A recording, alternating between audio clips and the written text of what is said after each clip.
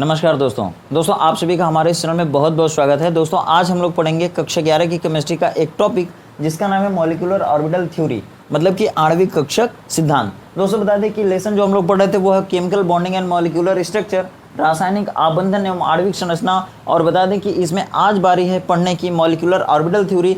दोस्तों बता दें कि इसके पहले संकरण भी पढ़े हैं हम लोग। इसके पहले हम लोग बॉन्ड की कैरेक्टरिस्टिक्स क्या क्या होती है, जैसे बॉन्ड एंगल हो गया, बॉन्ड स्ट्रेंथ हो गया, बॉन्ड एनर्जी हो गई, बॉन्ड लेंथ हो गया, बॉन्ड ऑर्डर हो गया।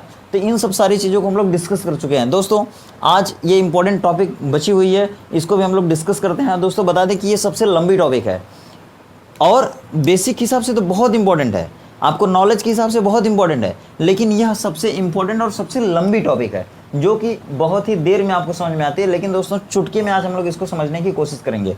अब देखिए सबसे पहले इसको हम लोग शॉर्टकट में कहते हैं MOT, मतलब मोटी भी कह सकते हैं, आप प्यार से मोटी भी कह सकते हैं। अब देखिए इसमें करते क्या है, सबसे पहले देखिए इससे फ़ायदा क्या है, इसको पढ़ने से फ़ायदा क्या है। सबसे पहले देखिए जब हम लोग बॉन्ड फॉर्मेशन पढ़ रहे थे, मतलब कि बंद क्रम पढ़ रहे थे, तो वहाँ पे हम लोग ये देखे थे कि किसी भी अणु के अंदर या तो सिंगल बॉन्ड होता है, या तो डबल बॉन्ड होता है, या तो ट्रिपल बॉन्ड होता है। मतलब या तो एक बंद होता है, या तो दो बंद होता है, या तो तीन बंद होता है। लेकिन इस थ्योरी को पढ़ने के बाद आपको पता चलेगा कि अगर कहीं पे अढ़ाई बंद है, मतलब दो बंद के बाद भी बंद है, मतलब कि 2.5 अगर बॉन्ड ऑर्डर है तो वो भी यहाँ पे पता चलेगा।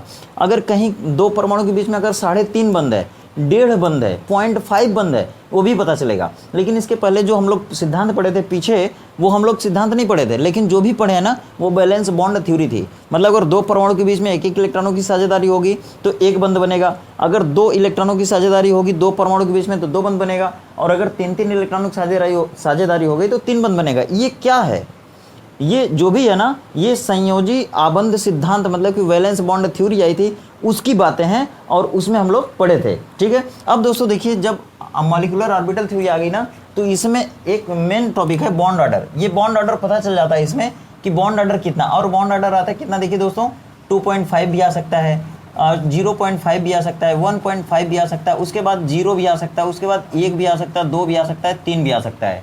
इस तरह से किसी भी दो परमाणु के बीच में जितने भी बॉन्ड ऑर्डर या जितने बंद हो रहेंगे उसमें, उन सब सारी चीज़ों का इसमें हम लोग कैलकुलेशन करेंगे। अब देखिए दूसरी चीज़, इसमें हम लोग ये भी पता लगाते हैं कि कौन सा मॉलिक्यूल कितना ज़्यादा स्टेबलाइज होगा या फिर उसकी स्टेबिलिटी कितनी होगी।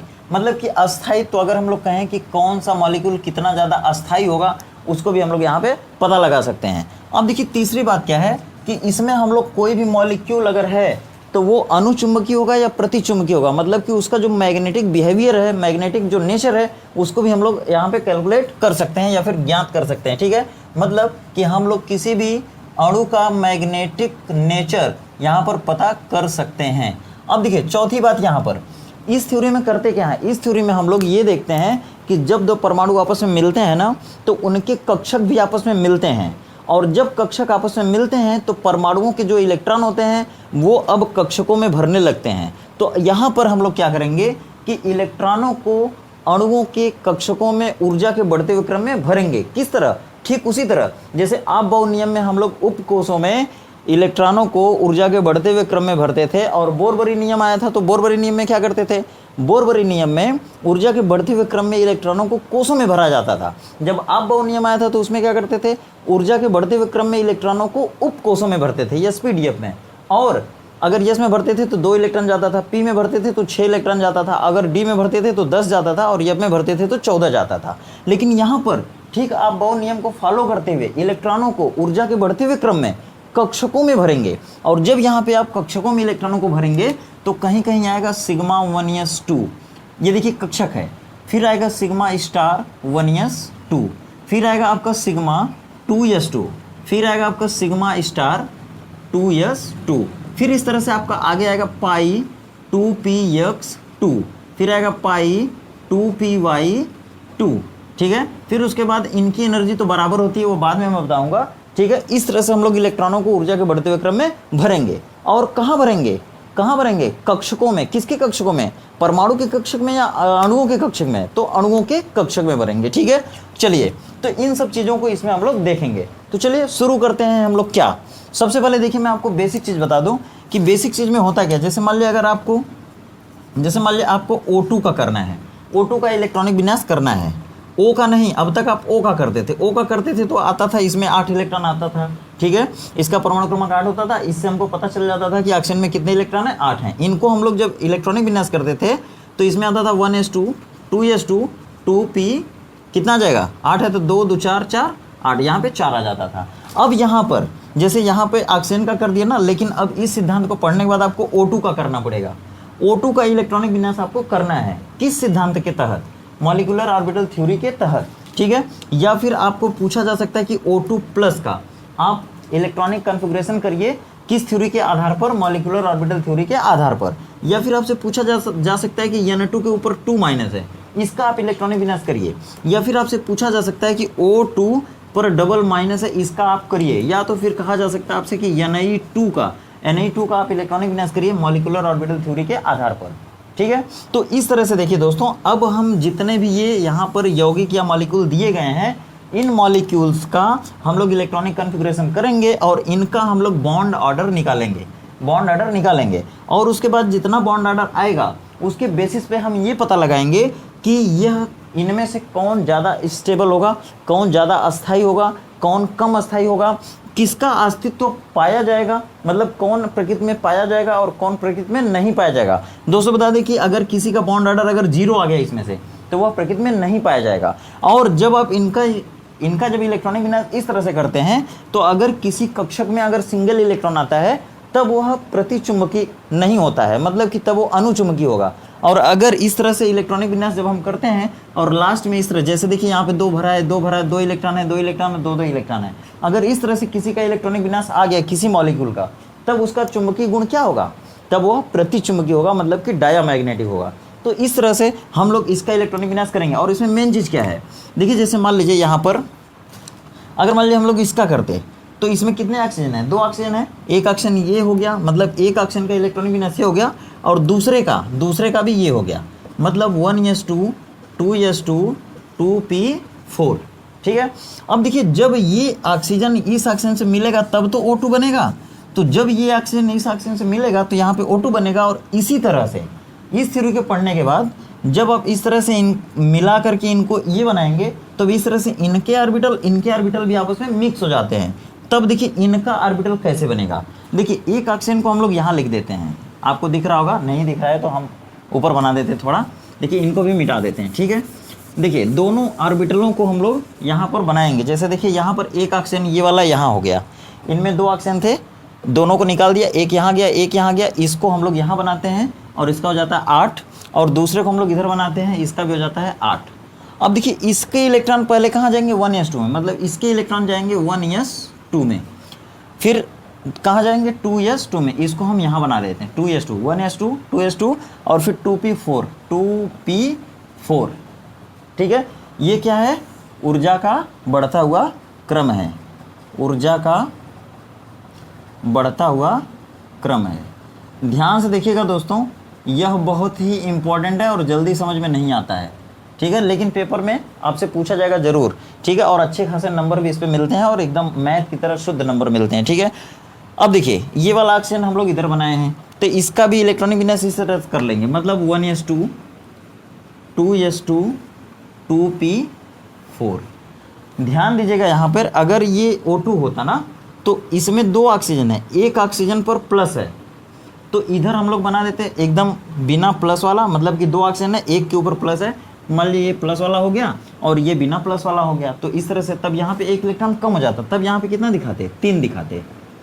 अगर देखिए अगर O2 पर डबल माइनस होता तो हम लोग O2 का मतलब 2 ऑक्सीजन और दोनों पर एक माइनस है, मतलब यहाँ पर ऑक्सीजन के ऊपर 1 माइनस, यहाँ पे भी ऑक्सीजन के ऊपर 1 माइनस, तो हम लोग क्या करते, माइनस का मतलब 1 इलेक्ट्रॉन बढ़ गया, मतलब ऑक्सीजन में 8 इलेक्ट्रॉन था, 1 इलेक्ट्रॉन बढ़ गया तो 9 हो गया, तो 2 2 4 और यहाँ पे कितना हो जाएगा, 5 हो जाएगा। कब, जब यहाँ पे ऑक्सीजन वाले माइनस का बनाएंगे, ऑक्सीजन माइनस का बनाएंगे तब, मतलब इसका बनाएंगे तब। उसी तरह देखिए इधर भी हो जाएगा 2 2 4 और यहाँ पे 5 हो जाएगा, ठीक है। तो इस तरह से अब देखिए दोनों का हो गया। अब देखिए जो 1s2 है इसका मतलब हो गया ना, यहाँ पे जो हम लोग 1s2 लिख रहे हैं ना, ये 1s का आकार कैसा होता था, गोलाकार, यहाँ पे गोला बना दीजिए, और इसमें जो ये 2 इलेक्ट्रॉन होता था ना, इसको यहाँ पे भर दीजिए। यहाँ पर भी देखिए 1s2 जो होता था वहाँ पे एक गोला बनाइए और उसमें 2 इलेक्ट्रॉन भर दीजिए, ये 1s2 के जगह पे हो गया। अब देखिए इस इस ऑक्सीजन का ये क्या है, परमाणु कक्षक है। इस ऑक्सीजन का ये क्या है, परमाणु कक्षक है।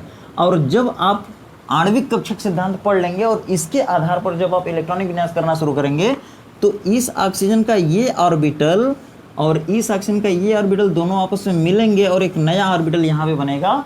और इसके बाद इसी तरह से एक ऑर्बिटल ऊपर भी बनेगा।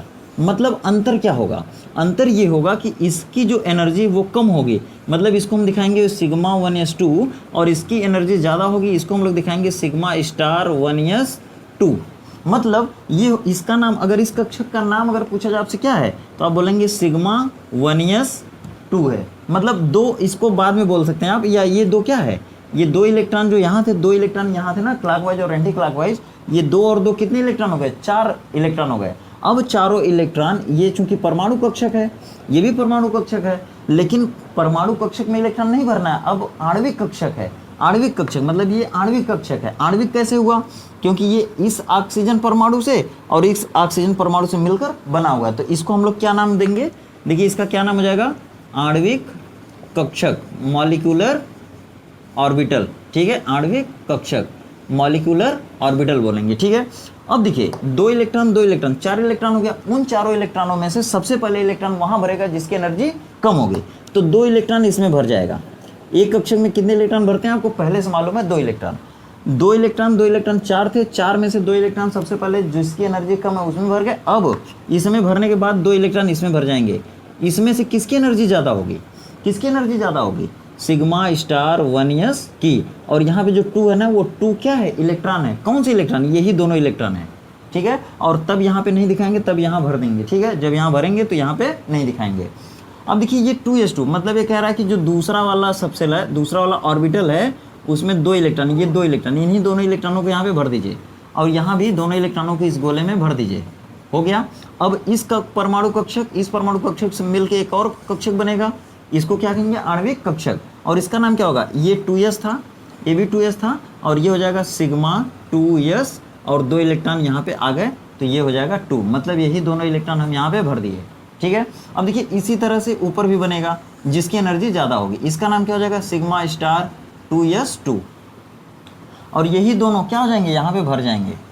अब देखिए यहाँ तक हो गया। ठीक है, ये क्या है, आणविक कक्षक है, ये क्या है, आणविक कक्षक है, ये क्या है, आणविक कक्षक है, ये क्या है, परमाणु कक्षक, ये क्या है, परमाणु कक्षक है। अब देखिए 2p5 जो है, 2p5 मतलब 2p5, यहाँ पर देखिए 2p5 जो है ना, इसको बड़े ध्यान से देखिएगा आप लोग। p में कुल कितने कक्षक होते हैं, 3 कक्षक, px, py, pz।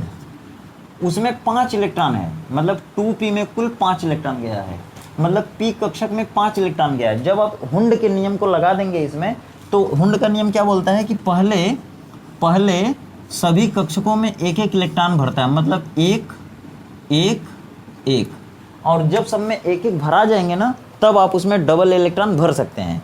तो सबसे पहले 1 1 1 भरा गया तीनों में। अब इसमें 2 कर दीजिए, मतलब दूसरा इलेक्ट्रॉन, इसमें भी दूसरा कर दीजिए, और इसमें मतलब 2 2 4 1 5 हो गया, तो रहने देंगे। मतलब यहाँ पर जो 2p5 है ना, इसको हम लोग इस तरह ना लिख के इस तरह लिखेंगे, 2px 2py 2pz। मतलब हम इसको इस तरह भी बना सकते हैं, इस तरह भी बना सकते हैं। और इस तरह में क्या हो जाएगा, ये हो जाएगा, देखिए ये हो गया 2px, ये हो गया 2py, ये हो गया 2pz। और जब हुंड का नियम लगाएंगे, उन 5 इलेक्ट्रॉन को इसमें भरेंगे, तो यहाँ पर हो जाएगा 1 2 3 इलेक्ट्रॉन, फिर चौथा इलेक्ट्रॉन, फिर 5वां इलेक्ट्रॉन, और ये खाली बच जाएगा। ठीक है, अब देखिए यहाँ पर भी ठीक उसी तरह से करेंगे। आणविक कक्षक सिद्धांत कहता है कि यहाँ पे जितने कक्षक थे ना, उनको इस तरह से लिखिए कि वहाँ पर देखिए ये हो जाएगा 2px, ये हो जाएगा 2py, और ये हो जाएगा 2pz हो जाएगा। ठीक है, और उसमें 5 इलेक्ट्रॉन थे, तो सबसे पहले 1 2 3, फिर 4, फिर 5, हो गया ख़त्म, बस। अब देखिए ये 2px वाला 2px से मिलेगा, मतलब ये वाला जो ऑर्बिटल है इस ऑर्बिटल से मिलेगा, और यहाँ पर एक दूसरा ऑर्बिटल बन जाएगा, मतलब एक नया ऑर्बिटल बन जाएगा। ठीक है, और देखिए x वाला y वाले एक साथ मिलते हैं, x वाले y वाले एक साथ मिलते हैं, मतलब x का भी मिलेगा और y का भी मिलेगा, इधर y का भी मिल जाएगा, और जब y का भी मिलेगा तो यहाँ पे 2 ऑर्बिटल बन जाएंगे नए, और इनका नाम हो जाएगा पाई 2p यक्स, और इसमें 2 इलेक्ट्रॉन ऐसे भर जाएगा, ठीक है। और इसका नाम हो जाएगा पाई 2p y, ठीक है। और इसमें जो 2 इलेक्ट्रॉन भरेंगे वो यहाँ आ जाएंगे। मतलब ये अभी इस तरह से नहीं भर सकते आप, वो भरने का नियम है, मैं अभी बता रहा हूँ आपको। अब देखिए जो 2pz मतलब ये वाला जो ऑर्बिटल है, ये वाला जो ऑर्बिटल है, अब वो मिलेंगे और यहाँ पे एक बन जाएगा, इसका नाम हो जाएगा क्या, सिग्मा 2pz, और इसमें कितने इलेक्ट्रॉन भर जाएंगे, 2 इलेक्ट्रॉन, ठीक है। इस तरह से ध्यान दीजिए, इनकी एनर्जी कम है। अब इसी तरह से ऊपर भी बनेगा, मतलब यहाँ पर 2 बन जाएंगे, 2 बन जाएंगे, एक का नाम हो जाएगा पाई स्टार 2px, इसका नाम हो जाएगा पाई स्टार 2py, और एक ऊपर बनेगा, ऊपर वाले को मान लीजिए हम लोग यहाँ बना देते हैं, इसका नाम हो जाएगा, देखिए क्या, इसका नाम क्या हो जाएगा दोस्तों, ध्यान से देखिएगा, चीज़ थोड़ी सी लंबी है, इसका नाम हो जाएगा सिग्मा स्टार 2pz, ठीक है दोस्तों। देखिए ये हो गया, यहाँ की एनर्जी क्या है, कम है, इसकी एनर्जी क्या है, कम है, इसकी एनर्जी थोड़ा ज़्यादा है, इससे ज़्यादा है, इसकी एनर्जी क्या है, इससे ज़्यादा है, और इनसे कम है। अगर पूछा जाए कि इन दोनों में किसकी एनर्जी ज़्यादा है तो इसकी, इन दोनों में किसकी एनर्जी ज़्यादा है तो इसकी, इन सभी में किसकी एनर्जी ज़्यादा है तो इनकी एनर्जी ज़्यादा है, इनकी और ज़्यादा, इनकी और ज़्यादा है, ठीक है। अगर पूछा जाए कि ऊर्जा का बढ़ता क्रम अगर है तो सबसे कम एनर्जी किसकी है, इनकी है, उससे ज़्यादा इनकी है, उससे ज़्यादा इनकी है, उससे ज़्यादा इनकी है, उससे ज़्यादा इनकी है, और उससे ज़्यादा इनकी है, फिर इनकी है, फिर इनकी है, इस तरह से, ठीक है। अब देखिए बात आती है कि इनमें से किसी का भी आपसे इस तरह से इलेक्ट्रॉनिक विन्यास करने को कह सकता है। अगर मान लीजिए कह दिया किसका, जैसे O2 माइनस का, डबल माइनस का तो हो गया, अगर कह दिया O2 प्लस का तो एक ऑक्सीजन हो जाएगा न्यूट्रल, और दूसरा हो जाएगा एक ऑक्सीजन के ऊपर मतलब प्लस चार्ज आ जाएगा, मतलब ये पॉजिटिव वाले का हो जाएगा, ठीक है। अब देखिए अगर बात करते हैं कि किसका बंध क्रम कितना आएगा, तो दोस्तों बंध क्रम के लिए हम क्या करते हैं, जैसे मान लीजिए कि इस तरह से हम लोग ऊर्जा के बढ़ते हुए क्रम में इलेक्ट्रॉनिक विन्यास कर दिए, तो क्या आएगा। अब आपसे देखिए पूछा जा सकता है, क्या पूछा जा सकता है दोस्तों, देखिए अब पूछा जाएगा आपसे क्या, बॉन्ड ऑर्डर, क्या पूछा जाएगा, बॉन्ड ऑर्डर। तो कैसे निकालेंगे आप, देखिए बॉन्ड ऑर्डर का मतलब होता है NB माइनस NA अपान 2, ये आपको बॉन्ड ऑर्डर का फार्मूला है बंध क्रम का। देखिए ये फार्मूला है, लेकिन जो हम पिछले वीडियो में बताए थे वो क्या था, वो परिभाषा थी। ये भी, इससे भी परिभाषा हम लोग निकाल सकते हैं, लेकिन इसमें क्या है, अगर परिभाषा बोलें तो ये देखिए बंधित इलेक्ट्रॉनों की संख्या और ये अनाबंधित इलेक्ट्रॉनों की संख्या है। मतलब हम परिभाषा बना के बोल सकते हैं कि किसी भी अणु में बंधित इलेक्ट्रॉनों की संख्या और अनाबंधित इलेक्ट्रॉनों की संख्या के अंतर के आधे को हम उसका बंध क्रम कहते हैं। लेकिन इसको देखकर हम ये बॉन्ड ऑर्डर कैसे निकाल सकते हैं, चलिए उस चीज़ को देखते हैं। ये देखिए क्या है, ये कितने इलेक्ट्रॉन है, 2, तो ये है NB, क्या है NB, ये क्या है, यहाँ भी 2 हैं, तो ये NA है। मतलब जो स्टार वाले हैं उनको NA कहते हैं। मतलब इसमें जो ये है, ये दोनों इलेक्ट्रॉन क्या हैं, तो ये NB हो गए, NB, ये दोनों क्या हैं तो NA हो गए। यहाँ देखिए ये 6 इलेक्ट्रॉन क्या है, ये NB हैं, ये सभी क्या हो जाएंगे, इसमें कोई नहीं है तो NA हो जाएगा, ये सब NA हो जाएगा। लेकिन दोस्तों यहाँ पर एक गलती हम लोग किए हैं, क्या किए हैं, देखिए इधर कुल कितने इलेक्ट्रॉन है, 2 2 4 1 5, इधर कुल कितने इलेक्ट्रॉन है, 2 2 4 1 5, 5 इधर और 5 इधर, कुल कितने हो गए 10। अब इन 10 इलेक्ट्रॉनों को हमको ऊर्जा के बढ़ते हुए क्रम में भरना है, 5 5 कुल मिला के 10 इलेक्ट्रॉनों को ऊर्जा के बढ़ते हुए क्रम में भरना है। तो सबसे पहले ऊर्जा इनकी कम है, मतलब इलेक्ट्रॉनों को भरने का नियम फिर से देख लीजिए, हम यहाँ पे जल्दीबाजी कर दिए हैं। देखिए फिर से 5 इधर 5 इधर 10 हो गए, तो सबसे पहले एक इसमें भराएगा, एक इसमें भराएगा, जब दोनों में बराबर हो जाएंगे और इलेक्ट्रॉन बचा रहेगा तब इसमें तीसरा इलेक्ट्रॉन, फिर चौथा इलेक्ट्रॉन, फिर यहाँ पे 5वां इलेक्ट्रॉन, तब 6वां इलेक्ट्रॉन, फिर 7वां, फिर 8वां, फिर 9वां, फिर 10वां।